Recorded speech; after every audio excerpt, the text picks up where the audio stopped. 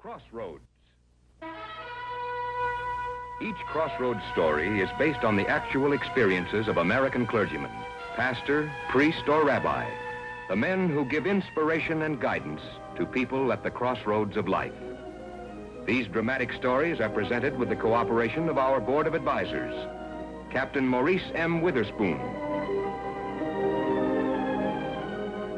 Father George B. Ford,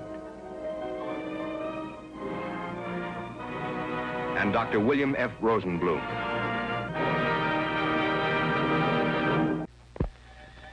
Radio. Here in America, it's a theme that carries everything from soap ads to poetry. For Reverend Arnold Grum, it was something else. It was a lifeline that could carry his words of hope and faith into the ears and hearts of the lost. Good evening. Tonight I want to start with a story. It's a true story. It actually happened. But it's as melodramatic as any fiction. We live in a world of law and order. But a few blocks, a few steps away, there may be people who live in a terrible jungle of crime and violence. Not long ago, a girl listened to one of my programs. It was nearly the last program she ever did listen to. And so let's talk about trouble. Everyone on Earth has some. The difference is in degree and in the manner in which we face it. One thing is certain. There is an answer for you, a good answer. But to find it requires a deep personal courage and faith in God. Isn't it worth a try? The time to help yourself is now, and there is always someone who can understand and help you. Don't be afraid to ask for the help you need. It's there, waiting for you. Reverend Arnold Grum will return to answer your letters in just 1 minute. Good night, Walt.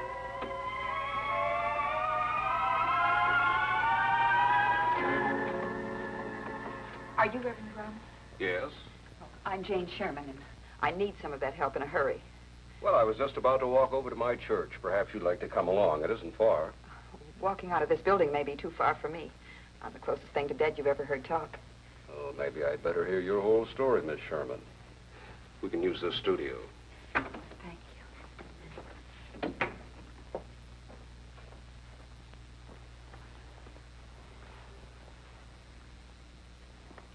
The story isn't a new one, Reverend Grum. Small-town girl goes to become an actress and a model. Girl goes broke. Girl ends up selling dances for 10 cents. Well, your story doesn't stop there. Certainly doesn't.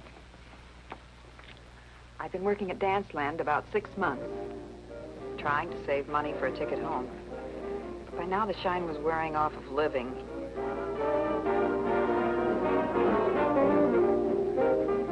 Even the fact that the girls were friendly didn't help much. I was getting tired of having all the other girls always coming to me for advice or to cry on my shoulder. Then I met Ted Diamond.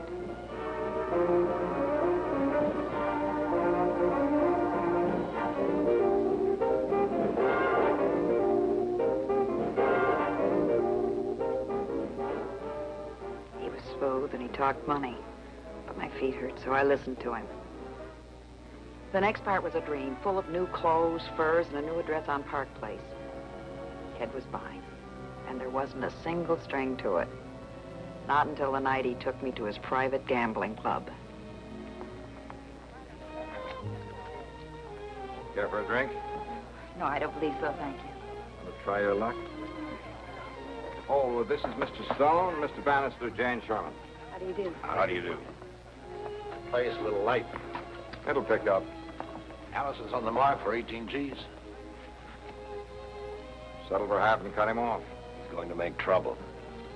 That's your department.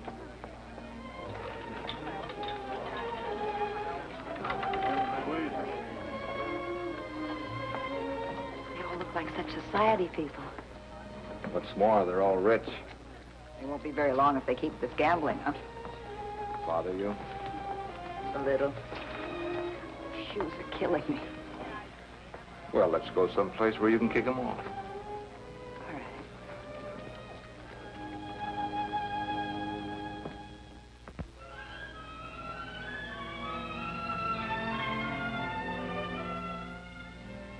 You know, that's too much money for anything honest. Sure, gambling's illegal. But people are going to keep on doing it no matter how many laws say no. And what's the difference whether you gamble in a casino in Nevada or some private club set up in an apartment or a hotel? I'd say about 10 years. Not with my protection. I pay out a lot of money for it every week. What would you pay me for? For your beauty, because you know how to handle other girls. They like you and trust you. How do you know that? Research. See, I didn't pick you out of that dance hall by accident. So I see. Pays big, Jane. How? Well, first you learn to act as hostess. And then you learn to shill the rich boys into visiting the club. Then you learn to shill in their business deals. Then what?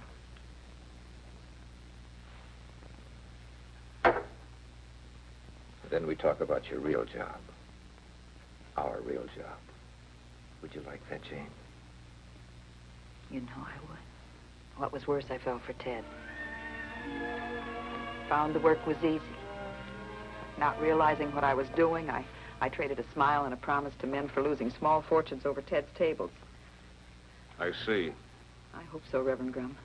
I know it sounds like a bad case of true confessions, but it's the truth, every bit of it. You knew what you were doing was illegal. Yes. I wasn't thinking.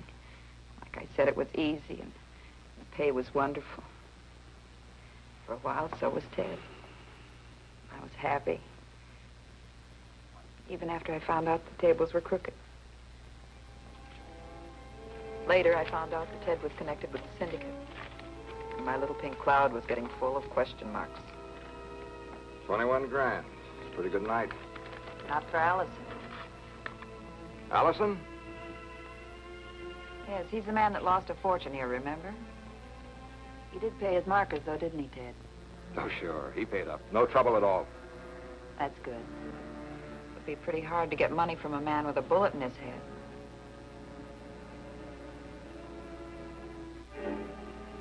Very hard.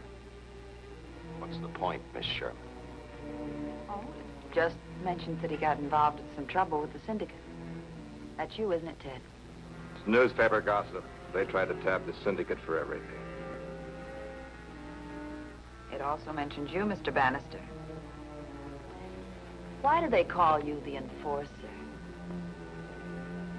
You read too much, Miss Sherman. Maybe you better go sharpen a pencil. You don't like me, do you, Mr. Bannister? I don't like people who are soft. Be careful she doesn't soften you up, Ted.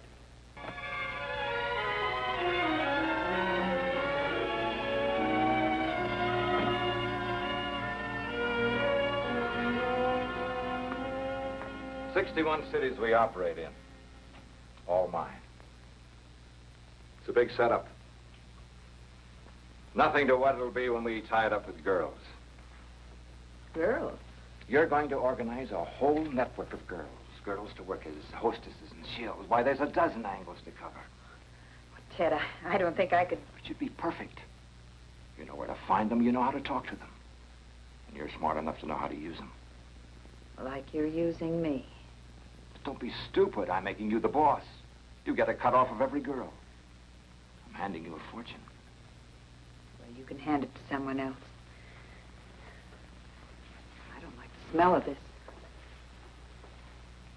Well, that's unfortunate. It's your baby, Jane. We made a deal. If I remember correctly, we never got around to discussing this part of the deal. Now I see why. Oh, make me see. Make me see why I picked you out of that dance hall. Do you think I spent all this dough and all my time teaching you the racket just for fun? Sorry, Ted. I thought maybe you felt the same way I did. Well, what is that supposed to mean? Means the answer is no. That was a mistake. Was it a mistake to fall in love with you? Well, that's your problem. Mine's business. You're a big investment to me. A bad one. You know, you're getting way out of hand. First questions and now this. You need a check rein, baby. You need a new girl? I need 100 girls, and you're going to get them for me. You're going to find them, teach them, and put them to work. Understand? And for 6 months, I did exactly what Ted wanted me to do. When I came back, there were girls working in every one of Ted's clubs. Girls getting their first taste of the rackets. That was your great mistake. The kind of mistake for which we often have to pay so dearly. That you mustn't lose courage. Courage I finally found. Jane, I'm glad you're back. I know you could do it. Wait till you see your new bank account. You see it. I'd rather see a good bath. Of course, I did pretty well, too, while you were away. You should see the cute doll I've got to work this place. I can wait forever.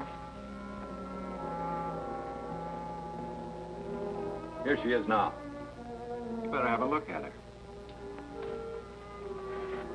The girl in the red dress. Barbara. Oh, you know her? Know her. She's my kid's sister. Now, isn't that nice?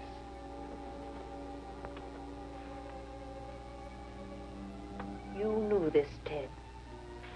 You knew that I sent her money to go to modeling school, and you deliberately did this. It wasn't hard, and besides, I thought you'd be happy to see her doing so well for herself. Doing so well for herself. The kid barely out of high school walking right into a racket. Well, she's walking right out again. Relax. You're through making trouble. Through? I haven't even started. Not if you love that kid's sister as much as I think you do. What do you mean? I told you you were getting out of hand. You needed a check rein. Look, Ted, she's just a baby. Let her go. I'll do anything you want, Ted. Don't hurt her. Hurt her? Don't be ridiculous, Jane. She's very precious to me. We're in love. Barbara? Why not? She's a beautiful girl. And even you found me attractive. Remember? I'll talk, Ted. If Barbara isn't on the train home by tonight, I'll be at the police talking my head off.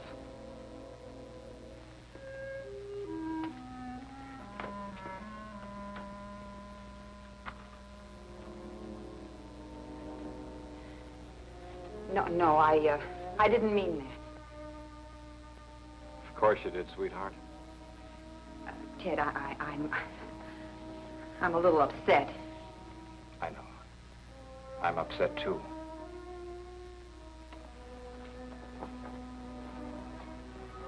I hate being afraid of someone.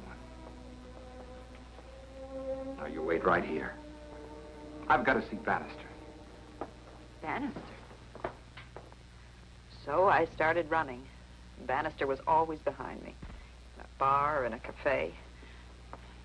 Whenever I turned around, he was there, staring at me. Not mad, not with hate, just that blank, empty stare. Why didn't you get to the police? I couldn't. I didn't dare go see Barbara. I did call her. What did she say? She laughed at me. She thought I was making it up because I was jealous of Ted. So there's nothing I can do except wait for Bannister. I know it sounds crazy and melodramatic, but it's true. I swear to God it's true. Then we have work to do. Work? We're going to see that certain party. But we can't. We can and we will. It's settled.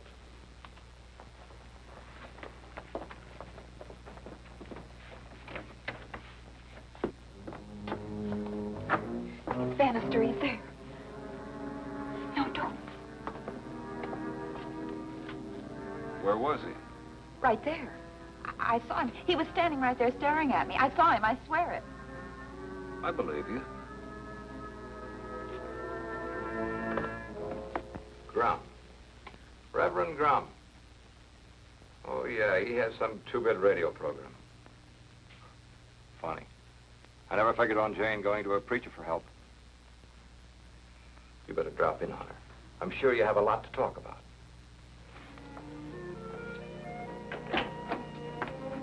Hiya, zombie. Hello, Barbara. You didn't knock. Knocking's for strangers. You don't have any secrets from me, do you, Ted?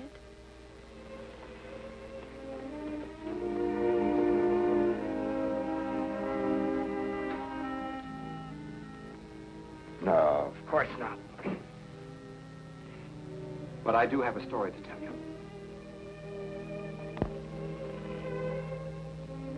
Better say a prayer or something. I'm scared. I'm scared, too. And I've been praying ever since we left the radio station. Hi, sis. Come in. I've been expecting you. Hello, Barbara. Excuse the mess. The maid hasn't been up yet. You must be the Reverend Grum. That's right. I'd almost forgotten how clever Ted can be. That's your trouble, Jane. You never appreciated Ted. But you do, hmm? I know how smart he is. Look how he figured you coming here. He must be psychic as well, or did he tell you how he happened to know it? Ted has ways of knowing most everything. Would you like to know one of those ways? Would you care to hear how a killer trailed your sister to my studio? Killer? You should have made up a better story, sis.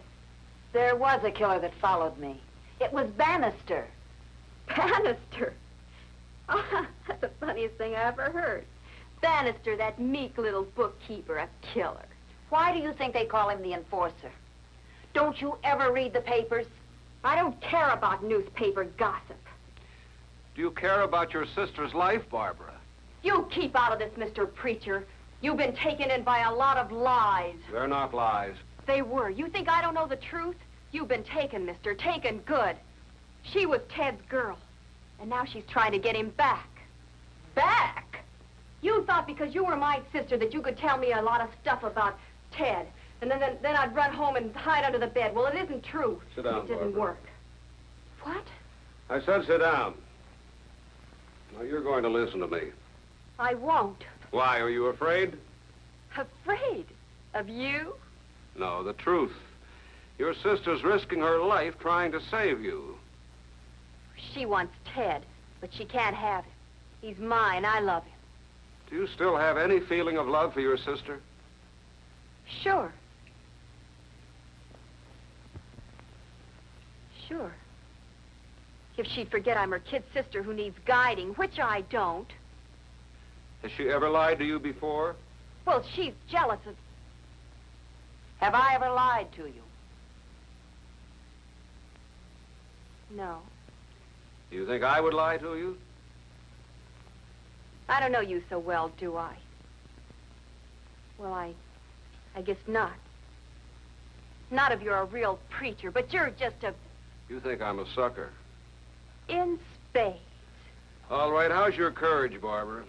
Do you have enough faith in Ted Diamond to gamble on it? Now what are you getting at? Just that. Do you have enough faith to risk being wrong? I'm not wrong. Prove it. How? You just show me, mister, and I'll prove it. You can't bluff me. All right. We're going to Ted Diamond's office. I want you to wait out in the hall. I'll leave the door open a little bit so you can hear the conversation. And if what you hear doesn't convince you that we're telling the truth, we won't bother you anymore. We'll leave you alone.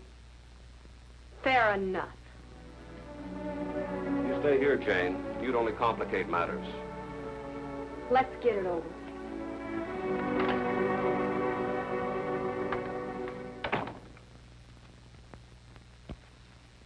Yes, of course. I'll take care of it. Thanks very much. So long. Terribly sorry. Important business. Now, let's see. Where were we? Oh, yes. Jane Sherman. Well, that's a very sad story. Very sad. I'm sorry, Mr. Grum, but I can't do anything for you. I can imagine. I'm sorry I wasted my time, Mr. Diamond.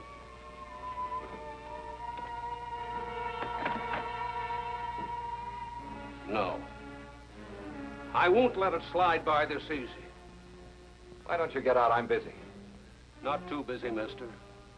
You're just a small-time hoodlum all blown up.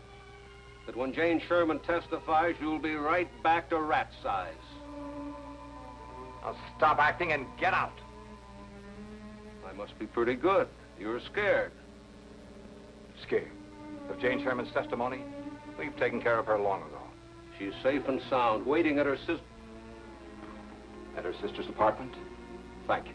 Then she's waited long enough. The Bannister. If you hear Jane Sherman testify, you're a medium as well as a preacher. In about 10 minutes, you'll be through talking in this life. Hello, Bannister? Barbara's apartment. No! You wouldn't dare! Wouldn't I? Barbara! Why, you rotten, lying, smiling butcher. No, not now, Barbara. We've got to get to Jane before Bannister. Jane! Barbara, wait a minute.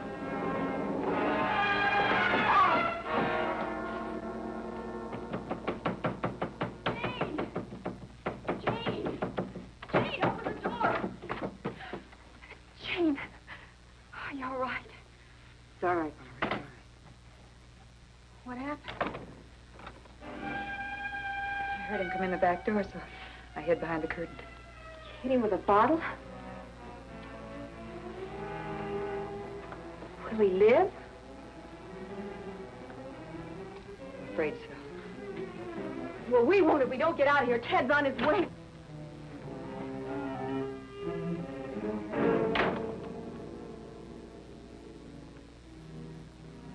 I see Bannister failed. You get out of here. Ted! Shut up. I'll take care of her later. First, I'm going to finish Bannister's work. No, Ted! No, Ted! No! No! Ted, stop right there. Barbara. Come on, give me that gun. You know you're not going to use it? Come on, Barbara. Give it to me. Give it. Don't think that was a mistake. I can do better. Barbara, for heaven's sakes, don't. Why? He was going to kill you. Then I'd have been next, wouldn't I, Ted? No, Barbara. Wait. You can't. I won't let you. Let me. You forget that I'm your kid sister. I'm all grown up now. Ted helped me grow up, didn't he? You helped me grow up the hard way, didn't you, Ted? Well, I'm going to pay you back. No, Barbara. No. I love you. Love? Ted, do you really love me now? Barbara. I do, I swear it. Look, killing him isn't going to solve anything. Let me have the gun. Stay out of this, Jane. You have all the answers, Ted. Come on, tell Barbara.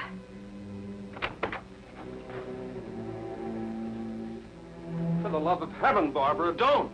Stay back. I don't want to hurt you. Why not? Murder's murder. Is this the thanks your sister gets for trying to save your life, and now you want to kill? Reverend, you can stop her. He really isn't worth it, is he, Barbara? No. I can't even hate him. He just makes me sick. I couldn't do it anyway. I never did shoot one of these things before. Barbie. Oh, Jane, I didn't mean all those terrible things I said. It's all right, baby. It's all right. One of you girls better call the police. Tell them to come quickly. I'm afraid of these things, too. And that's the story. Stranger than fiction. The truth that running away from trouble never helps. We must face it. And we must be willing to ask for help. And above all, to have faith. Faith to give us the strength we need to win. Thank you.